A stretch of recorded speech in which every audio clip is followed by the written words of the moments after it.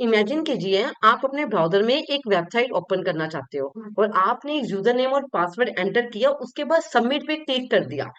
आपको लगता है एक छोटा सा एक्शन हुआ है, बट इस एक्शन के पीछे बहुत सारी प्रोसेसिंग चल रही होती है हमारे सिस्टम में। तो डेटा एक कंप्यूटर से दूसरे कंप्यूटर तक डायरेक्टली ट्रेवल नहीं करता। डेटा को रिप्रेजेंट करना होता है, डेटा का फॉर्मेट अंडरस्टैंड होना चाहिए। कई बार हमें डेटा को कंप्रेस करना होता है और सिक्योर कम्युनिकेशन के लिए प्रोटेक्ट करना होता है। और सबसे इंटरेस्टिंग बात कि कम्युनिकेशन होने के बाद डेटा को मैनेज कौन करेगा, ये पूरा कनेक्शन मैनेज कौन करेगा। तो यहाँ पे हमारे पास आती है ओएसआई की दो लेयर्स। ओएसआई मॉडल में प्रेजेंटेशन लेयर और session layer. Welcome back to BCA to placement. आज हम इस वीडियो में प्रेजेंटेशन लेयर और सेशन लेयर को डिटेल में डिस्कस करेंगे। प्रेजेंटेशन लेयर क्या काम करती है, हमारी कौन सी प्रॉब्लम को सॉल्व करती है, और सेशन लेयर की जरूरत हमें क्यों पड़ी है। और एक और बात मोस्ट इंपॉर्टेंट, स्टूडेंट्स को जो प्रेजेंटेशन नाम देख के लगता है कंफ्यूजन होती है, हम उस कंफ्यूजन को दूर करेंगे इस अपनी वीडियो में। तो चलिए स्टार्ट करते हैं। प्रेजेंटेशन लेयर और सेशन लेयर दोनों को हम इस वीडियो में डिटेल में देखेंगे। सबसे पहले ओएसआई मॉडल को क्विकली रिकॉल करते हैं। ओएसआई मॉडल में 7 लेयर्स होती हैं: application, presentation, session, transport layer, network layer, data link layer, physical layer. Last video में हमने एप्लीकेशन लेयर को डिटेल में समझा था। Application layer is not as the same as the application itself. Application layer करती क्या है, नेटवर्क सर्विसेज प्रोवाइड करती है एप्लीकेशन जो उसे यूज कर सके। इस वीडियो में हम क्या पढ़ेंगे कि प्रेजेंटेशन लेयर क्या है और सेशन लेयर क्या है। और अब एप्लीकेशन लेयर के जस्ट नीचे जो लेयर है वो है प्रेजेंटेशन लेयर। प्रेजेंटेशन लेयर क्या करती है, वो क्या पूछती है कि डेटा को किस तरीके से हमें रिप्रेजेंट करना चाहिए कि जो हमारा रिसीविंग सिस्टम है वो अच्छे से अंडरस्टैंड कर सके।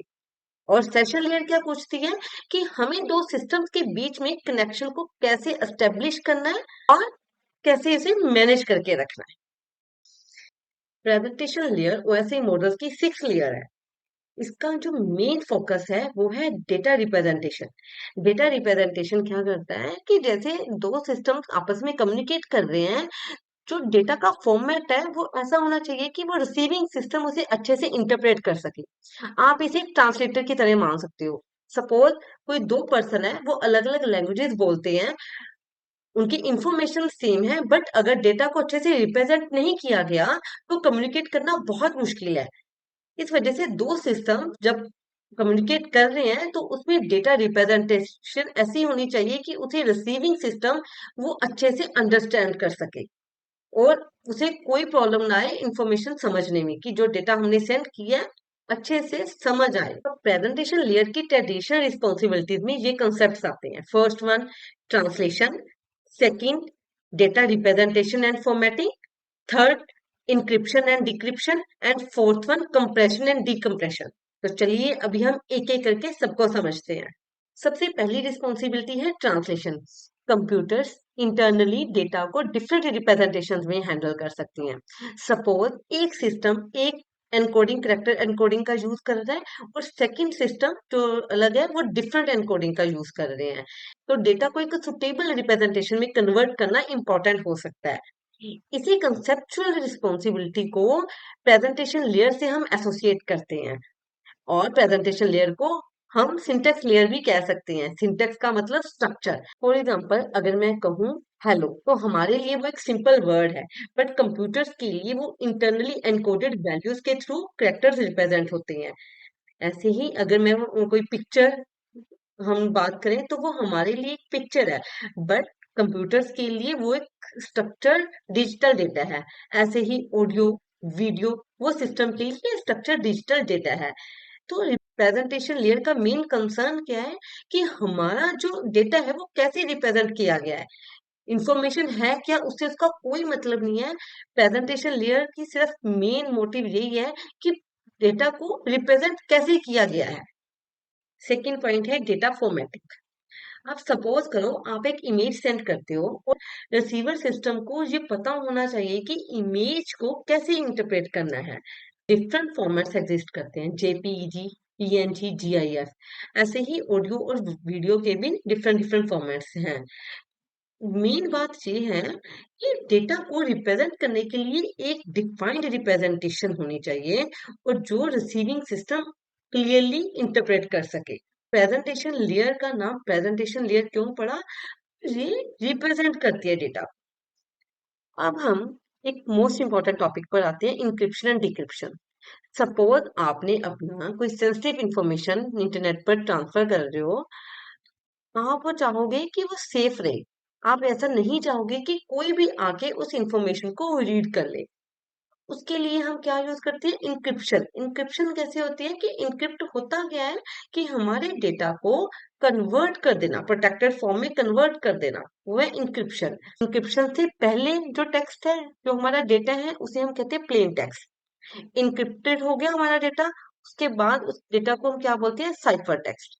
तो प्लेन टेक्स्ट इनक्रिप्ट हो गया, उसके बाद क्या है? साइफर टेक्स्ट में कन्वर्ट हो गया। अब साइफर टेक्स्ट को दोबारा जब दूसरे के सिस्टम पे पहुंचना है, रीडेबल फॉर्म में लेके आना है, तो साइफर टेक्स्ट पहले क्या होएगा? सिस्टम पे जाएगा, ट्रेवल करेगा, उसके बाद डिक्रिप्ट होएगा, डिक्रिप्ट होके दोबारा वो ह्यूमन रीडेबल फॉर्म में कन्वर्ट हो जाए। तो एग्जाम के लिए प्रेजेंटेशन लेयर क्या करती है? बहुत सिंपल, कि प्रेजेंटेशन लेयर की जो मेन है वो क्या? Encryption decryption. अब बात करते हैं कंप्रेशन एंड डीकम्प्रेशन की। सपोज आपके पास लार्ज अमाउंट ऑफ डेटा है, तो आप उसका साइज रिड्यूस करना चाहते हो बिफोर ट्रांसमिशन। तो हम क्या करेंगे? उसे कंप्रेस कर देंगे। कंप्रेस करने पे suppose large amount of data हमने कंप्रेस कर दिया, उसका साइज कम हो गया। हम क्यों करते हैं? बस जो हमारा ट्रांसमिशन है वो एफिशिएंटली हम कर सके काम अच्छे से। तो स्मॉल साइज में वो हो गया, कंप्रेशन करने के बाद स्मॉल साइज में आ गया। उसके बाद वो ट्रांसमिट में जाएगा। ट्रांसमिट में जाने के बाद फिर डीकम्प्रेशन होएगा।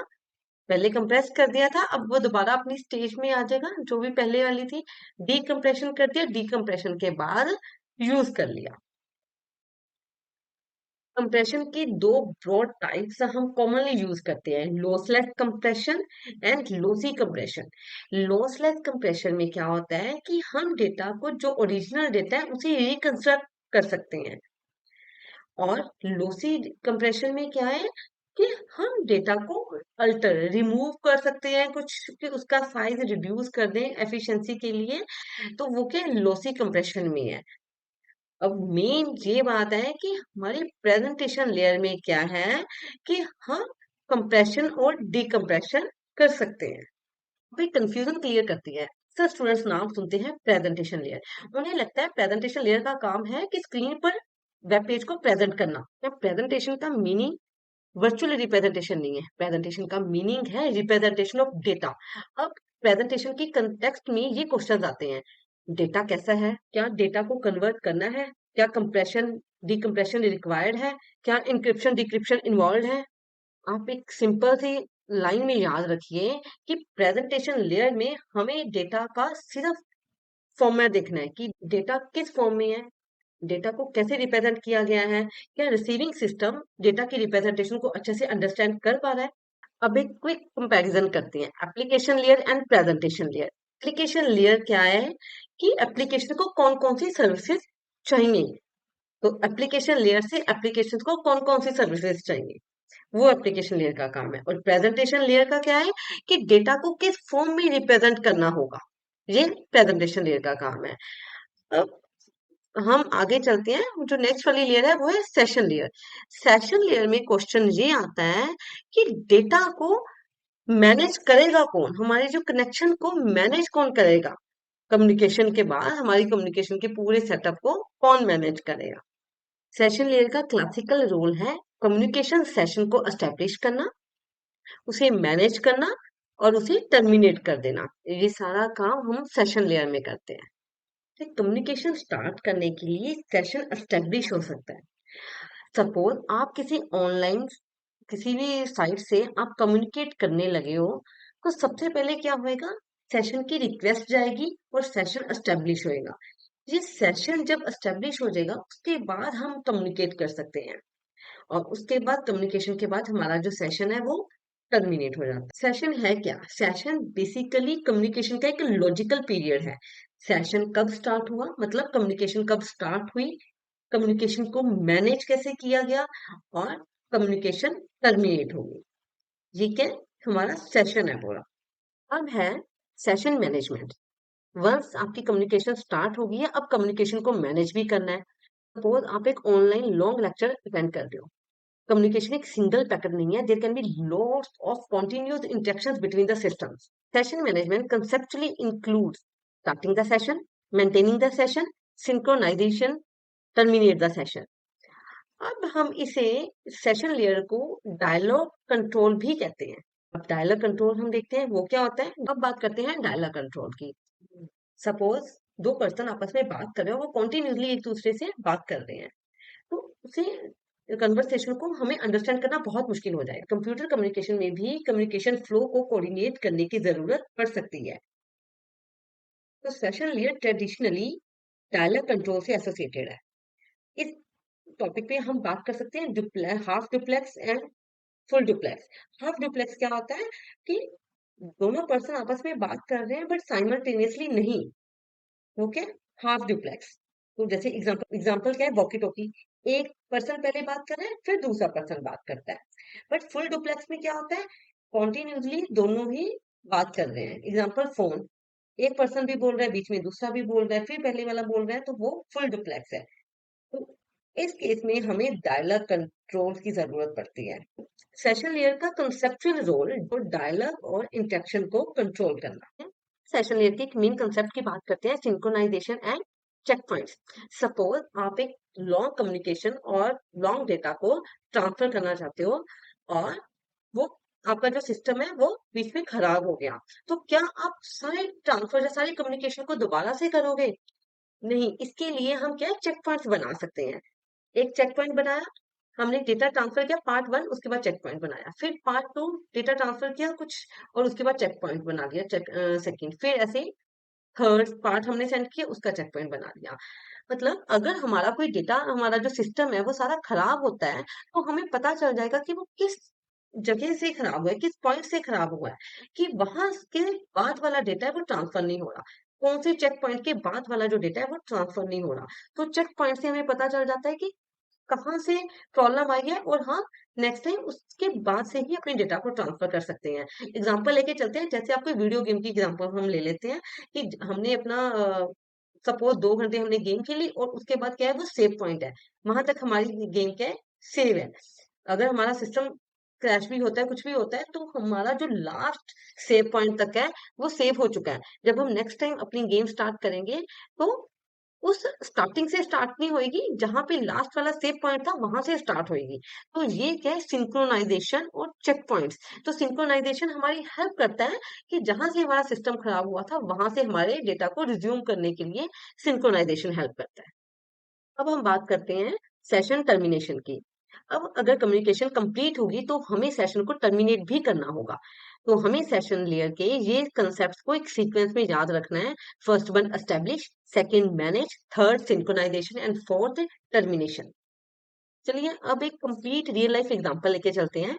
सपोज आपने एक ऑनलाइन लर्निंग प्लेटफॉर्म पे यूजर नेम और पासवर्ड एंटर करके लॉगिन किया।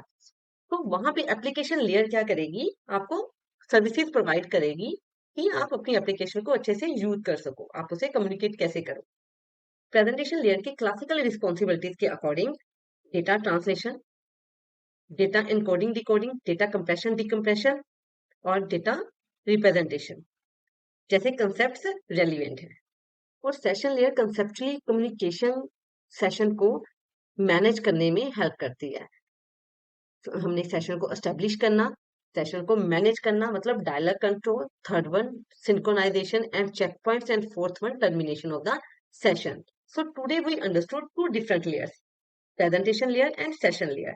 नेक्स्ट वीडियो में हम देखेंगे कि ट्रांसपोर्ट लेयर कैसे काम करती है। ट्रांसपोर्ट लेयर में हम अपने डेटा को स्मॉल पार्ट्स में, सेगमेंट्स में डिवाइड क्यों करते हैं, और टीसीपी यूडीपी होते क्या है, और टीसीपी यूडीपी में से कौन सा ज्यादा सिक्योर है और कौन सा ज्यादा फास्ट है, हम ये डिस्कस करेंगे डिटेल में। एक कंप्यूटर पर मल्टीपल एप्लीकेशन रन होने के बाद कैसे पता चलता है कि ट्रांसपोर्ट लेयर को कौन सा डेटा किस एप्लीकेशन को देना है, इसका आंसर मिलेगा आपको नेक्स्ट वीडियो में। नेक्स्ट वीडियो मिस मत करना। अभी तक हमने देखा कि हम अपने कम्युनिकेशन को कैसे मैनेज कर सकते हैं। अब नेक्स्ट वीडियो में आएगा कि हमारा डेटा एंड टू एंड कैसे ट्रेवल हो रहा है, कैसे हमारा पूरा डेटा एक पीसी से दूसरे पीसी तक प्रॉपर कैसे जाएगा। तो मिलते हैं नेक्स्ट वीडियो में।